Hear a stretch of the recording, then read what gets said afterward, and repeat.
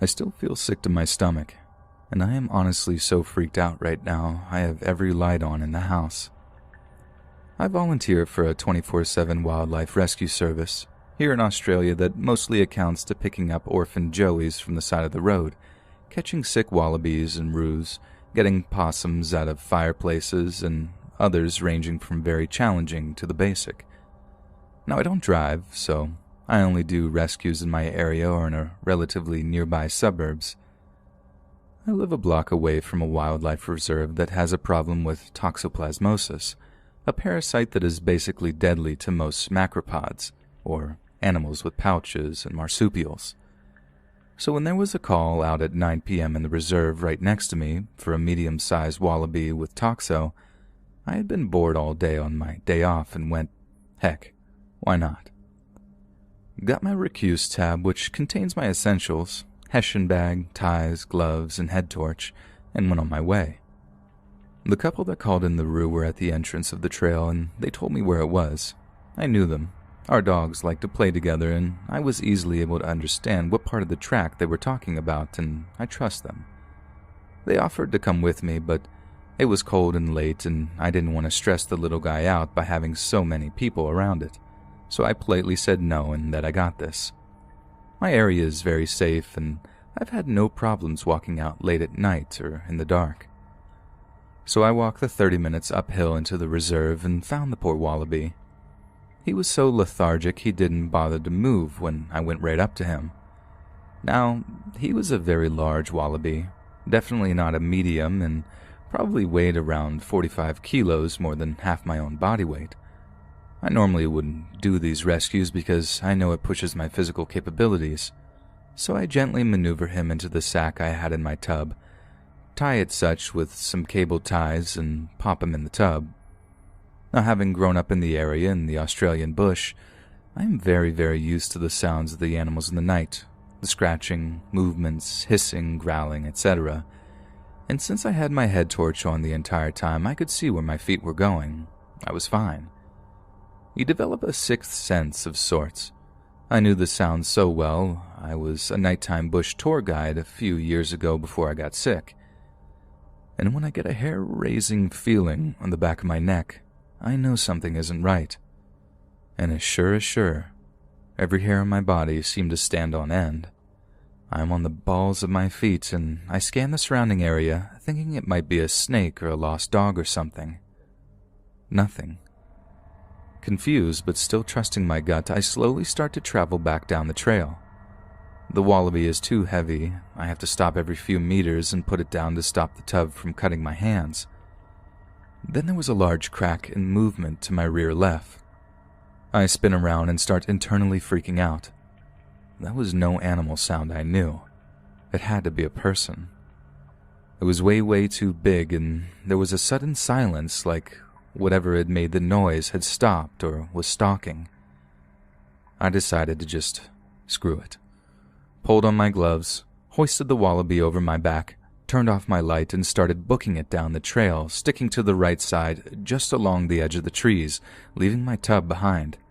I doubt anyone would take it, and honestly, I was freaking out so much I couldn't care less. Luckily, it was mostly downhill, so I got out of there in maybe 20 minutes or so. Every now and then, I could hear a distinctive rustle or crunching of dead bark on the ground, and that was way too big for any animal in my area, let alone one that would follow a human. The entire time, my instincts are screaming to run, run, run.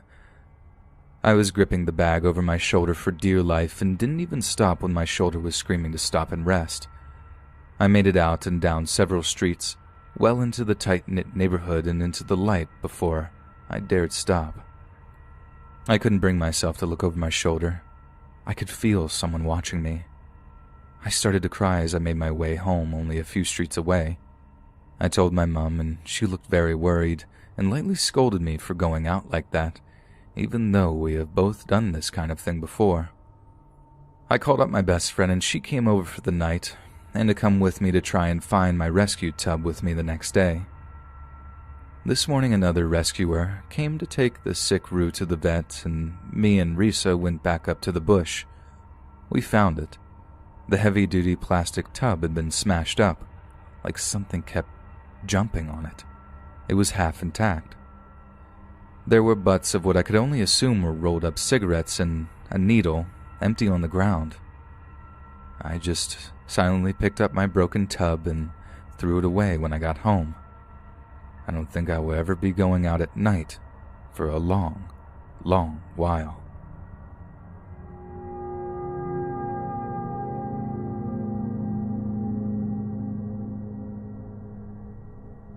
I had just finished high school and had recently turned 18 when all of this occurred. I was looking forward to starting university and was going to be moving out of my parents' house into student housing closer to campus. As a result, I started looking for a job closer to my residence. I found one about 5 minutes walk from where I was going to be living, and it was perfect for me. I was to be a barista in a tiny little coffee kiosk on one of the coolest streets in the city. The street was sort of known for ladies of the night and certain illicit substances, but it was also super popular as it hosted some of the most interesting events and also contained some of the nicest thrift stores in the city.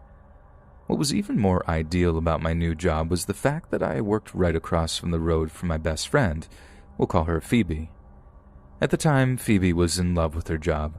She was actively being given more responsibilities, and she was being promised the world by her employers. Many of these promises turned out to be false at the time, but that's another story. During one of her shifts, Phoebe was approached by a man who had seemingly become a regular at the place that she was working. We'll call him Richard. He told her that if she ever wanted to leave her job, he had just become the manager of a new restaurant a little ways down the road. Phoebe kindly denied his offer. He approached her several more times with the same offer before she recommended him our other close friend. We'll call her Mia.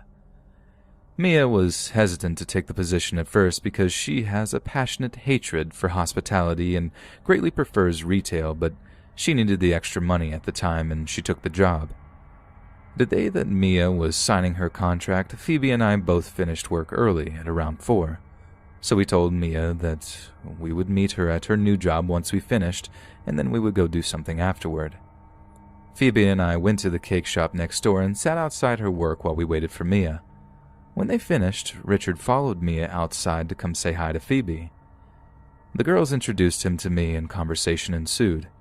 He seemed like a friendly guy, if not a little bit awkward.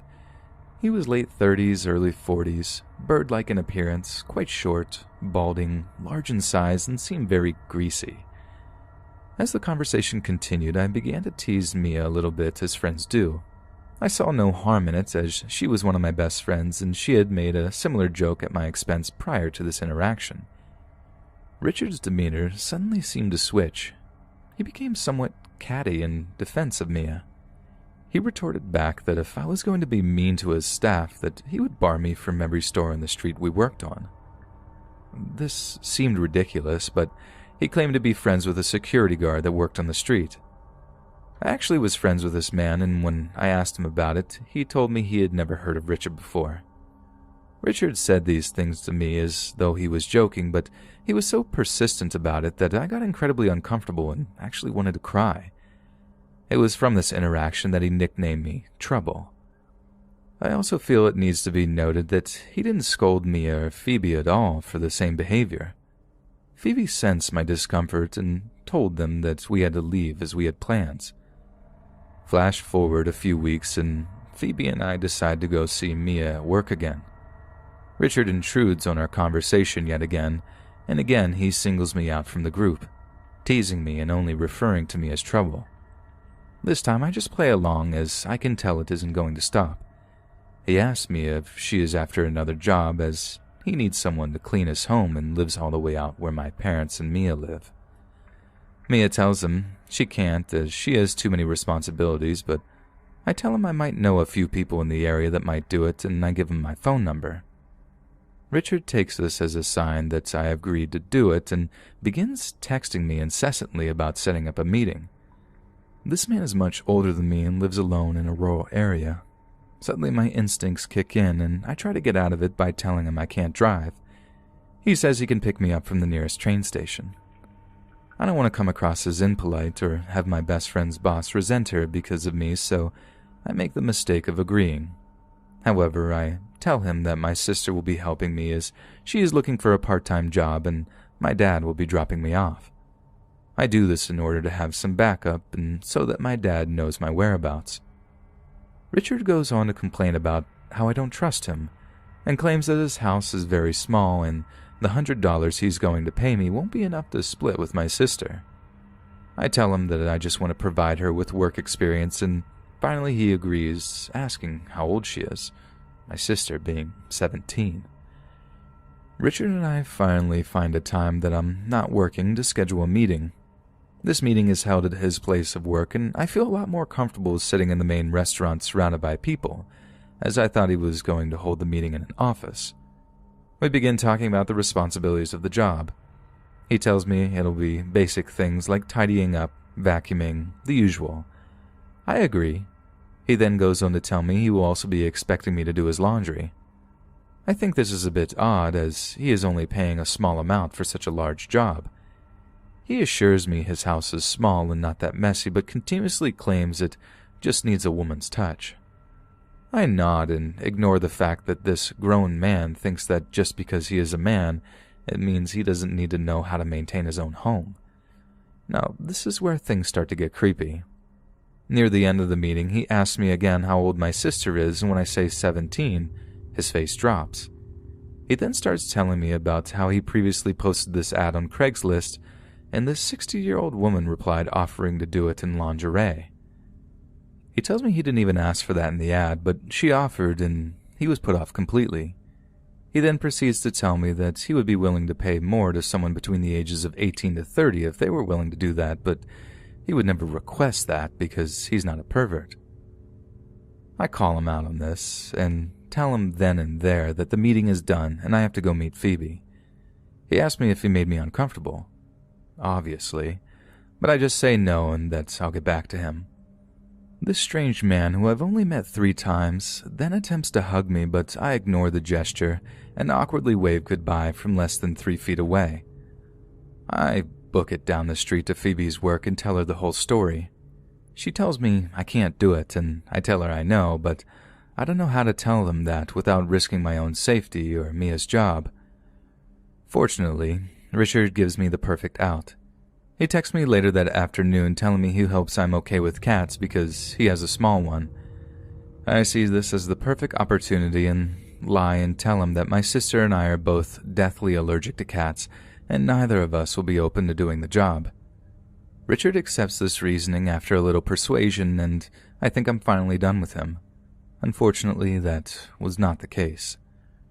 Richard proceeds to text me every day asking if I'm mad at him or if he made me uncomfortable, asking me how my day was, etc. Just behaving like a preteen in a new relationship, basically, and the more I ignored him, the more he texted. I finally blocked him in March of 2019. This escapade had began 4 or 5 months prior to this. The blocking still didn't stop him, though.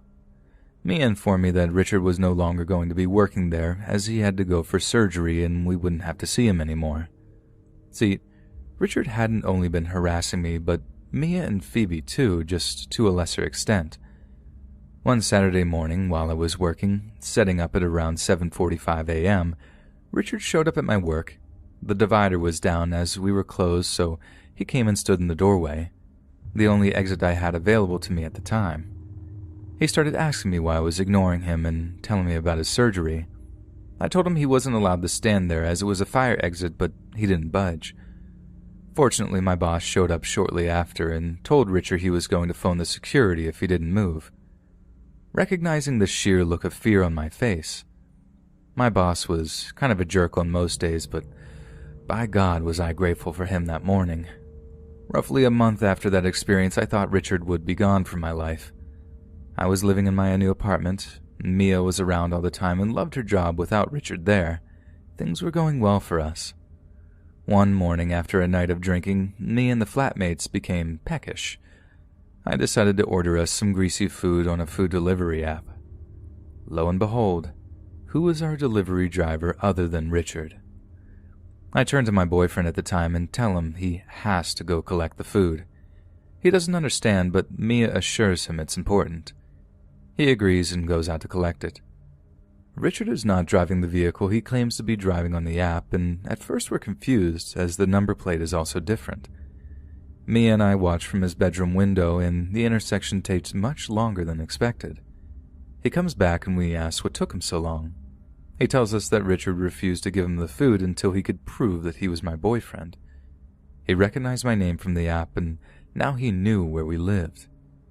Mia and I tell my flatmates the story of what happened, and we all agreed it's a good idea to go to my RA. The RA reports it to upper management, and they say they can't really do anything about it, but if he comes in again, to call their security. A few months go by, and there was no Richard sightings until I order from the same app again. Yet again, Richard is our driver, and yet again in a different car. I send my boyfriend to go collect the food again and report the incident to my RA again in the food delivery app. I know I was stupid in not immediately reporting it to campus security, as I had much more proof of the creepy behavior than he had of his innocence, but I was naive and I didn't want my parents to find out at the time. Fortunately, I haven't seen Richard since then.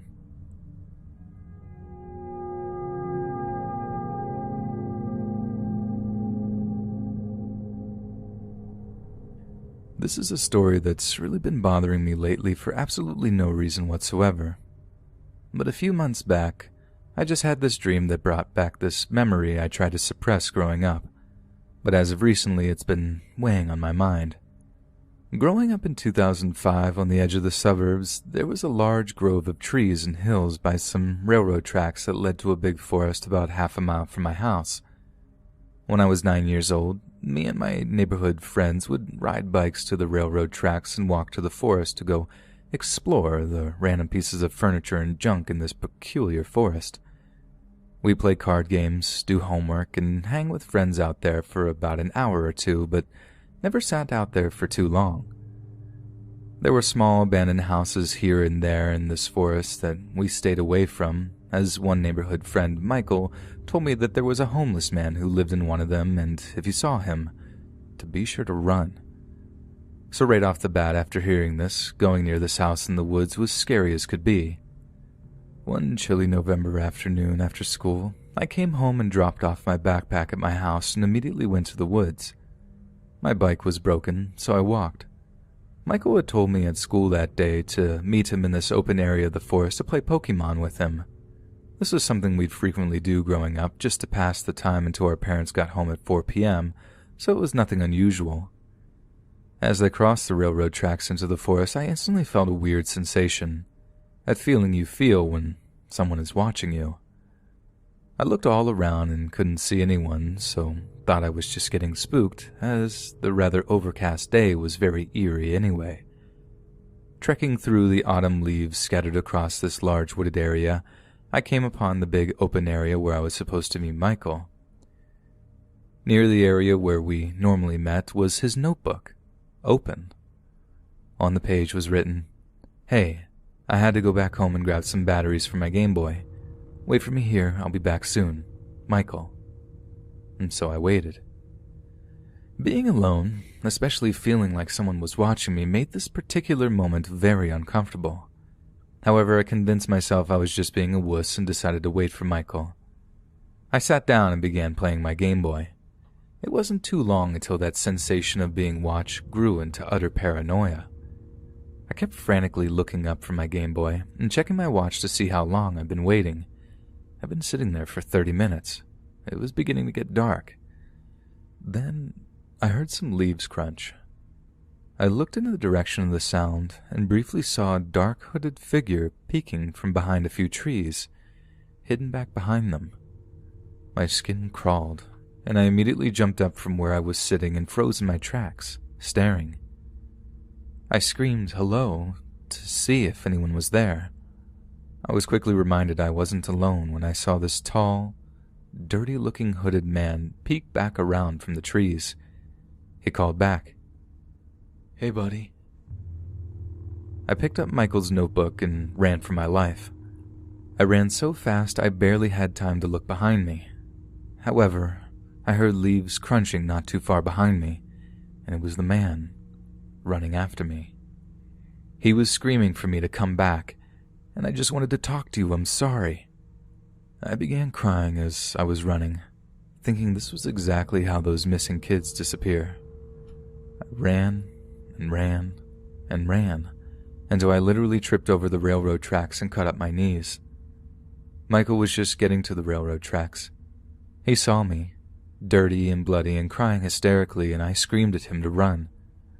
Without question, we ran all the way home. The hooded man was nowhere to be seen once we left the railroad tracks. I last saw him standing in the woods, defeated that he couldn't catch me or something. I had no idea what was going through his mind.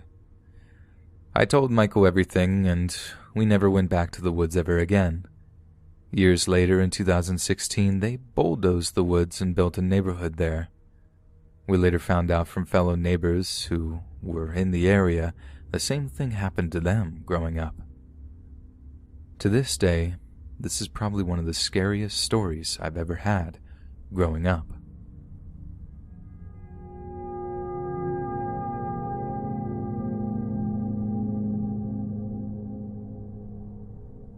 So I was a college student back in 2009, 2010. I can't remember the exact year, but I was introduced to a friend of an acquaintance while in the cafeteria one day. He was skinny, dark-skinned, wore glasses, and kind of looked like a nerd in a pretentious rich gangster kind of way. He usually wore button-up short-sleeve shirts tucked into pants with a belt. You'd probably have to meet him to get the image. The first thing he does after introducing himself to me and chatting a bit about random things such as our goals for the future, if I remember right, is try to inundate me with all kinds of information about the Jewish Torah and how all religion is basically fake. He told me all about how the Bible and other religious books were kind of knockoffs of this and how the definitions changed the meanings of everything, mostly about the different names for God or the Lord, and how it pertained to different entities. I found him interesting, but at the time I was in an atheistic phase and wasn't at all interested, but it rubbed me wrong for some reason that I couldn't really explain. Almost like cognitive dissonance. Also, I forgot to mention that the very first thing he did was introduce himself under a false name from a nation, Judea or something very similar. We exchanged numbers and talked. One of the first things I noticed about this guy was how controlling and kind of manipulative he was. He would say things like, "If you want to be my friend, you've got to be this sort of way," or, "You can't eat certain foods because our way of life forbids it." He really wanted me on board with his religious thing for some reason. He would offer advice and help about things too, like romantic problems. He would end up being the first person I ever truly got drunk with, which was ironically a fun time. One of the things I learned very early on about this guy was that when he wasn't harping on about religious rules and stuff like that, was that he was one of the funniest people I knew. He knew how to party, how to socially connect to people, and some conversations we had were very interesting, so we became the kind of friends that talk on the phone often. But one of the other things I noticed about him was he had this very creepy Jim Jones, Charles Manson kind of ability to make people listen to him and believe the things he told them. It was very unsettling. I was well aware of his propensity towards manipulation quite early on, but for some reason, I felt obligated to hang out with him until, of course, it became a sort of friendship. My strangest friendship ever, truly. Another creepy thing about him is that he would show up when I'd least expect or want him to. I would turn my head and he'd be there. I was always super careful not to talk about him very loudly because he would do this quite often. Once when I was talking with my mom, and I really didn't want to introduce him, but had to anyways. By then I already knew he was a sociopath and a narcissist. He had no empathy for anyone at all and would stroke his own ego all day long. He was incredibly vain too and took all kinds of useless supplements for no apparent reason. When we were on the phone, he would tell me things about how the different names for God aforementioned were actually about aliens. He said humans were designed to mine for gold because it would make the aliens immortal. The story he would try to sell me on would change many times over the course of our friendship, depending on what he was into. It would go from Jewish to Jamaican, then to Egyptian, then to something else I can't quite remember. Sometimes it would have elements of spirituality in it, and others he would say that after we die, that's it. He'd talk about how beings lived in the sun and under the moon, and how light was fake and only dark light existed. Then, he'd talk about how I should put together all of my college loan money with his so we could buy a house near the beach and we could live it up down there. Like I'd fall for that. Anyways, we meet these girls and he wants to show me how easy college girls are. So he starts chatting up this girl and her friend who happens to be a lesbian. Their relationship is short-lived and it's mostly because she said he had a temper and was too controlling. She's the one who told me his real name because she saw his ID card. So this guy gets the idea that he wants to end her life and her friend for humiliating him. Apparently the ex's friend mocked him or something. He said, "We don't let people do things like that to us and get away with it." So he starts shopping around for poisons, a gun, and a knife. Anything to try to get his revenge. He talked other people into helping him get things too. So I see this getting out of hand, and the girl is a very nice girl, so I do the only thing I can and tell security. But I tell them to keep me anonymous because this guy is crazy and has said many things about wanting to be a gangster and wanting to hurt people. Well, those idiots messed that up and he ends up finding out about it. I find out from a mutual friend at some point that this guy now wants to harm me. He had plans to do so, but it kinda seemed like some people either didn't come through for him or those friends weren't that into the idea. Anyway, we kind of sort of pseudo-bury the hatchet, although he did tell me many times that he could have did it himself, but he wouldn't do that because I'm his one and only true friend. I roll, but I don't doubt he would actually try to do it. I told him I was manipulated into telling on him. Long story. As you can tell, this story needn't be any longer, and I'm trying to just give the highlights and context. The things he said kept getting crazier and crazier, though, and if you tried to disagree with him, he would just get argumentative with tons of false facts or continue on. Some people actually bought this stuff and were kind of like disciples to him, but I just couldn't get behind blatant lies that a sociopath made up. At a later point, we decided to go to a beach town to hang out, drink, and have some fun.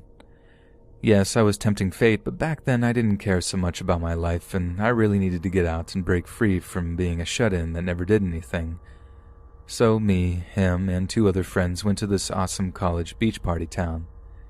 It's only important to mention this because one of the friends he invited along was a guy with social issues that he didn't actually know. The guy just had money and the other guy had a car. He used these guys as a means to an end. They weren't his friends, to my surprise. At one point, the guy with the car stands up in the middle of the night when the whole town goes dead. Our cell phones died, and a dealer was the only hope for a ride we could get. So the dealer requests we hold something for him in exchange for a ride while he goes to get his granny's car. Charles makes me put it in my pocket after a bit. Looking back, the guy was doing everything he could to make me look even more suspicious. He had me wait in an alley. I can't remember why exactly. He said it was out of sight, but the dealer came back and said that what he was doing was messed up and that I stuck out over there in the sort of shadowy area. Looking back, if a cop drove by, they'd have detained me on the spot and then have taken whatever off of me of my person and arrested me. Eventually we leave and Charles decides that we should just keep the stuff the dealer handed him because he never came back anyway. So we were waiting by the gas station and this guy literally goes up to a police officer to ask for a ride. By this time, he had taken the stuff back and forced the other guy to hold on to it, but he had assumed that the socially awkward guy gave it back to me by then. I am sure he was trying to get me with that one at that point. Anyway, after we had made it back, things went back to how they usually go. If I haven't mentioned it, Charles was a womanizer. He didn't care who it was, he'd go for her. He'd get with women that I thought would be impossible for anyone at all to get with, like married teachers and devout churchgoers who were in committed relationships, but he also didn't seem to have standards. He just liked to ruin people's relationships and their lives. It kind of shattered my illusions of people at the time because it showed me that everyone could be manipulated into doing anything and that identity and personality didn't mean anything. I'm not sure, but I might have been depressed for a long time after that. There was this girl who was a pastor's daughter, sort of pretty. She kept to herself mostly. Charles decided to go out with her at some point, and she entered this rebellious phase where she was sleeping around with everyone. She also didn't bathe or take care of herself. Apparently, Charles was her first.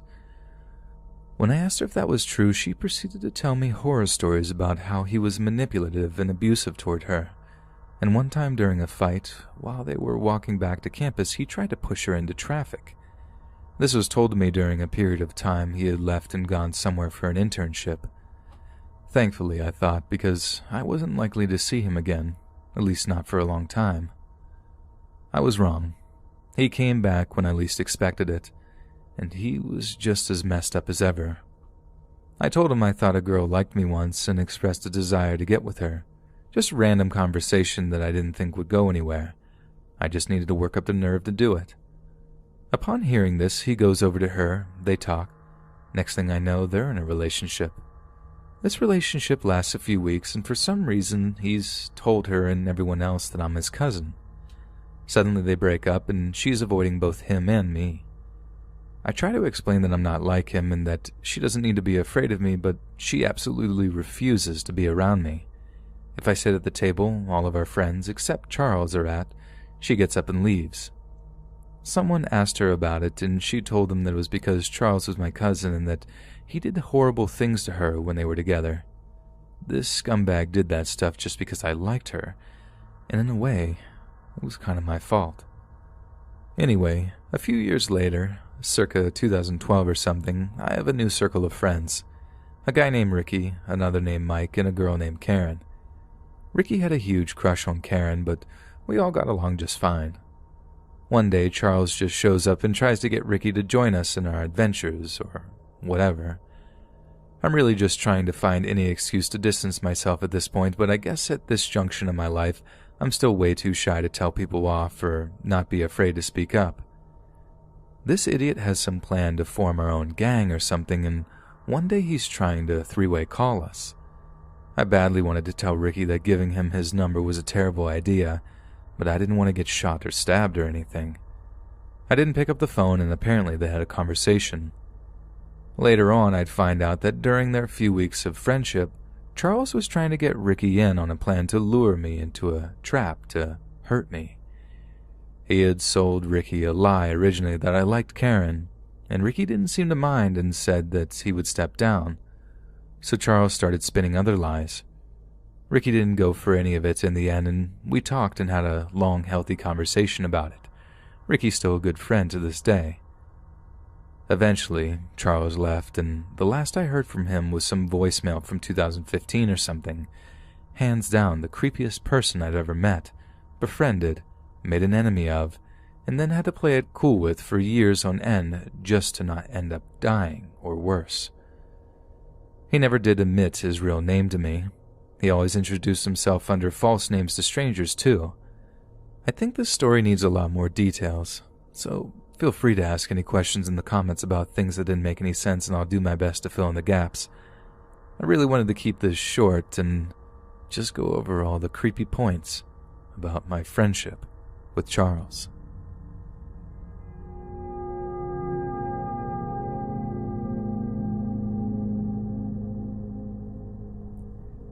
It's disturbing to me, as I read the stories on this sub, how many experiences I've actually had worth sharing.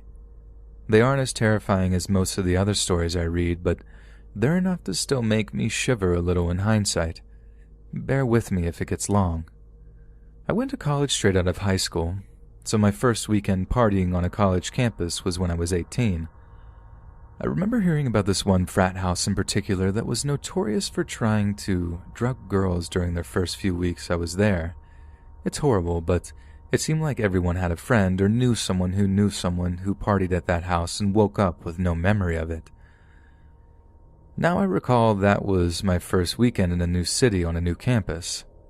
There was definitely more than one frat house, and I was with a decently large group of people. I felt safe. This group included me, a close friend from high school who was also my roommate, her boyfriend, his 3 roommates, also nice guys, and another 2 girlfriends from high school. There may have been more that joined later in the night or something, but this was like 4 years ago now, so bear with me. Now, we were stupid enough to still go out partying from house to house. However, there was a limit to my stupidity. We all brought our own drinks.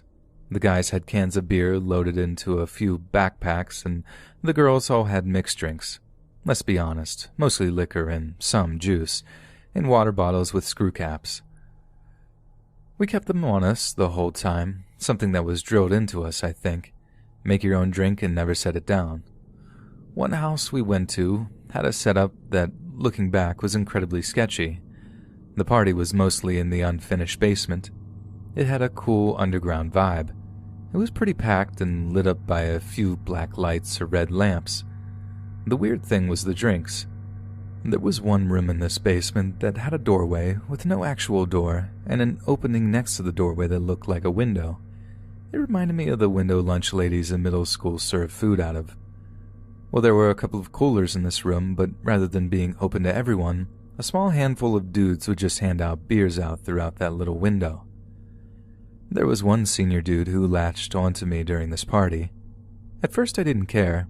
I was with my friends and wasn't trying to hook up with anybody, but I was willing to flirt and dance a little.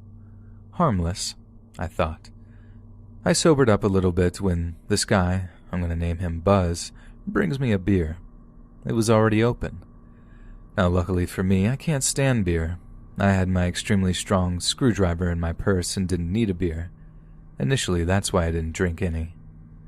What pulled me out of my tipsy haze was when Buzz pipes up and goes, "Are you just going to hold that beer or are you going to drink it?" Right away, I was annoyed. Mind your own business, creep. Maybe I'm trying to pace myself. Then I started to question on a deeper level why he was in such a hurry for me to chug this beer he had brought me. I looked at the beer for a second and then handed it to him with a huge grin on my face. He puts his hand up and shook his head. I think he said something like, "Nah, that's yours." Well, now I'm definitely not going to drink it. I didn't make a scene right away or jump to any obvious conclusions, but I started to watch a lot more closely. I made sure none of my friends were drinking the beer from the party. I think that I told them all that I felt weird about, and we didn't need to leave, but please be careful here. I held the beer for a while, bringing it up to my face now and then gave the illusion that I was drinking it. Now, this guy followed me the rest of the night. We went to another party, he followed me there. We went to my friend's boyfriend's house, he followed us there. I went through periods of doubt. He was pretty good looking, and he was hitting it off with our group pretty well. But towards the end of the night, when he kept trying to get me in rooms alone to make out, I was sort of over it. My friend's boyfriend had to work the next morning, so he stayed sober enough to drive us back to the dorms. It ended up being him, my friend, and Buzz in the car. While we were waiting for everyone to get in the car, my friend's boyfriend turns to me in the back seat and lets me know Buzz told him he was coming back to the dorms with me. It was in the space of a minute, and I think I only had time to look confused and be like, no? During the car ride, it became apparent that my friend was riding along to make sure I got back all right, but she was going to stay at her boyfriend's house. When we pulled up at the dorms, there's pretty much nobody around. It's easily 3 to 4 in the morning. I get out of the car, and before anyone can say anything, Buzz follows. I remember being salty when her boyfriend just drove off, like, "Wow, dude, thanks for taking the hint, way to look out." We got to the brightly lit lobby of the dorms, and I turned around to face him. I asked what he was planning on doing. He looked a little bit stunned and was like, "Well, do you want me to come up?" I gave him a blunt nope, and watched with satisfaction as he had to wander back out into the night to find his way home. I probably should have ditched him earlier in the night. I shouldn't have given him so many openings to be alone with me, but honestly, I had my own agenda. The way I see it, he wasted his time with me all night, waiting for me to lose my bearings. That never happened. I like to think I kept him busy and maybe spared another girl.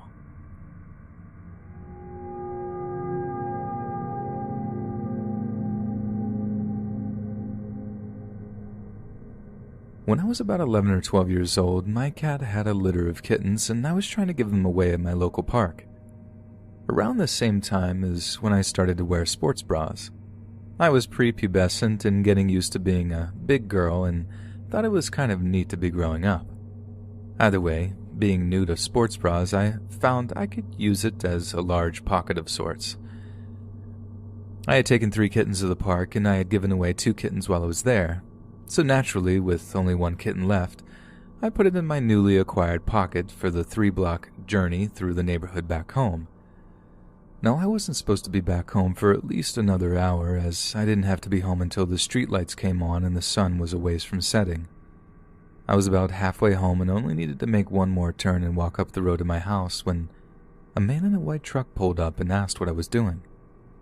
I knew not to talk to strangers. It was drilled into my head at a young age, but I didn't find it weird because I lived in a pretty small town in Utah where everyone knew everyone, and it wasn't strange to be stopped by someone who looked somewhat familiar because they would usually just ask how my parents were, or they would make sure the younger kids in town were okay.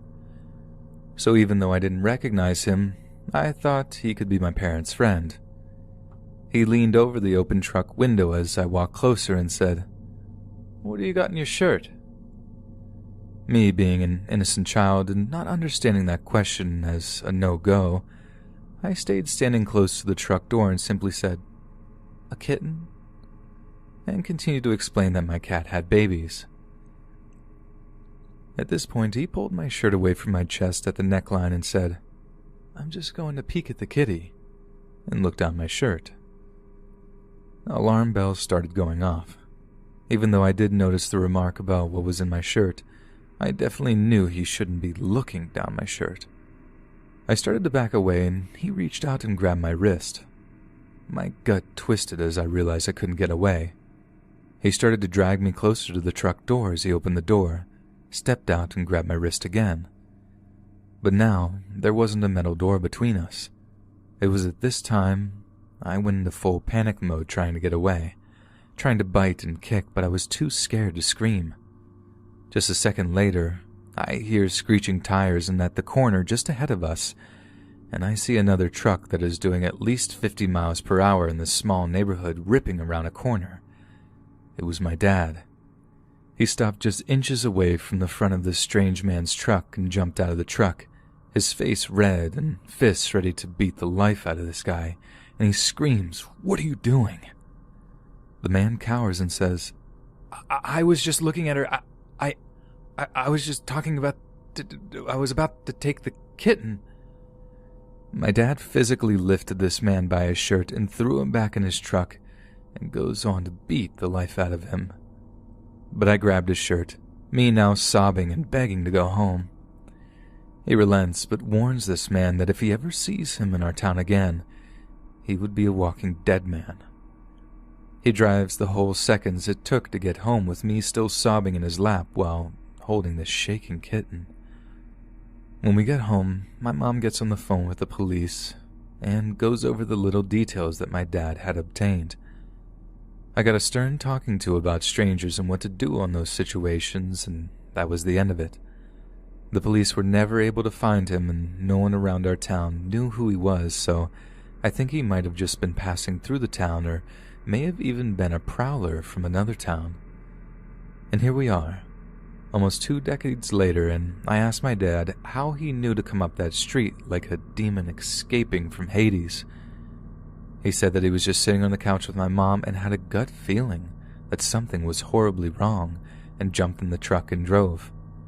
Apparently my mom was so shocked by my dad's weird intuition out of nowhere that she didn't even have enough time to follow him outside before he was already driving off. I'm so grateful that my dad followed his gut and found me so quickly, because I believe that if he was a few moments later, I would have been in that predator's truck, and I don't even want to think about what would have happened then.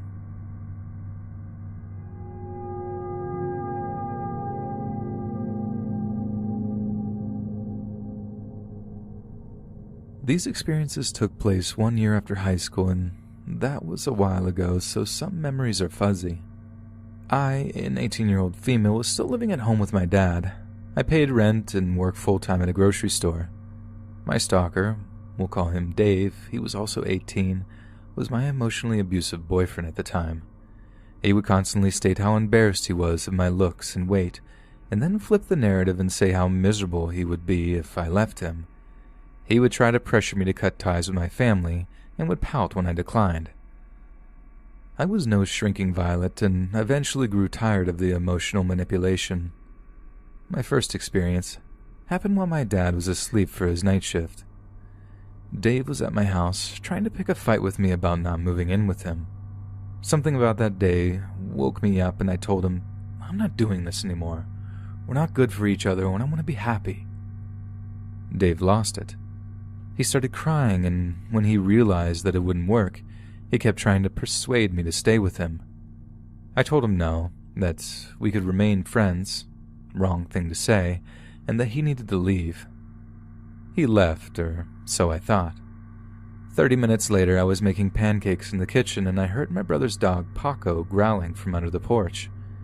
It was a deep growl and I could tell something was off. I opened the door to find Dave hiding on the corner of my porch. He then bulldozed himself back into the house and told me he refused to leave until I was back with him. I began to panic. I didn't want to wake my dad up because I thought I could handle the situation myself. I wasn't easily intimidated by men and was raised by a bunch of rowdy farmers. I told him I needed to use the bathroom. I grabbed my phone and sped walked into the bathroom and texted one of my guy friends, Chris, and explained that I needed help. Thank God for Chris. He dropped everything and drove over as fast as he could while I was stuck in the living room with Dave telling me we'll be moving in together. It was like nothing I said mattered. Chris walked in and told him to leave now or he'd be calling the police. Dave was cowering and booked it, saying he'd text me later. Now the second experience. This happened a week or so after I broke up with Dave, the stalker. I was on my way to work when I noticed my neighbor's car was following me all the way into town.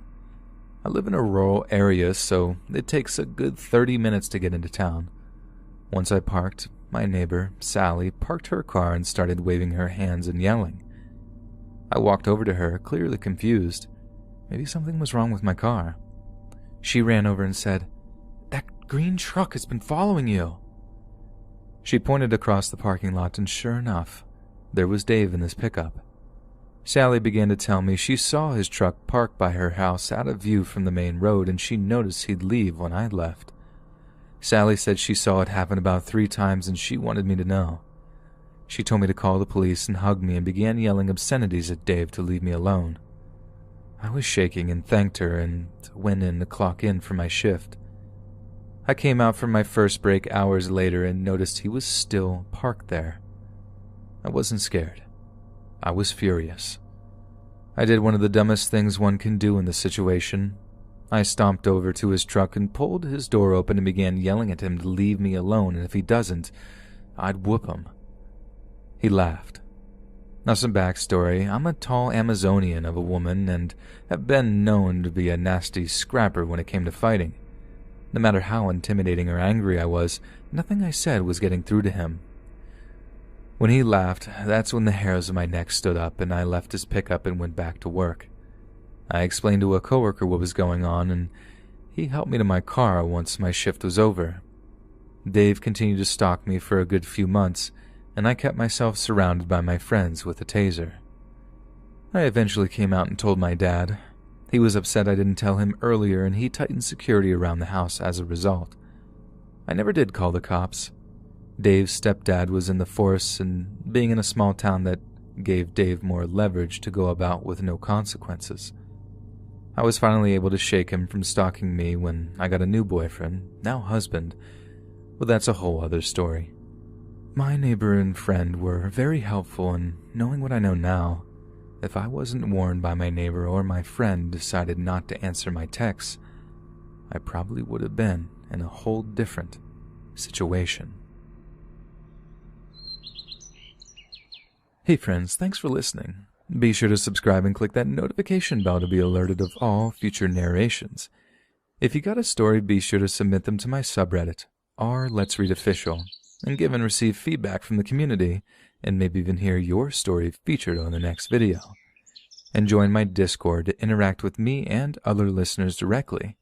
And if you want to support me even more, grab early access to all future narrations for just $1 a month on Patreon, and maybe even pick up some Let's Read merch on Spreadshirt. And check out the Let's Read podcast, where you can hear all these stories in long compilation form and save huge on data, located anywhere you listen to podcasts. Links in the bio. Thanks so much, friends, and remember, always finger the apples.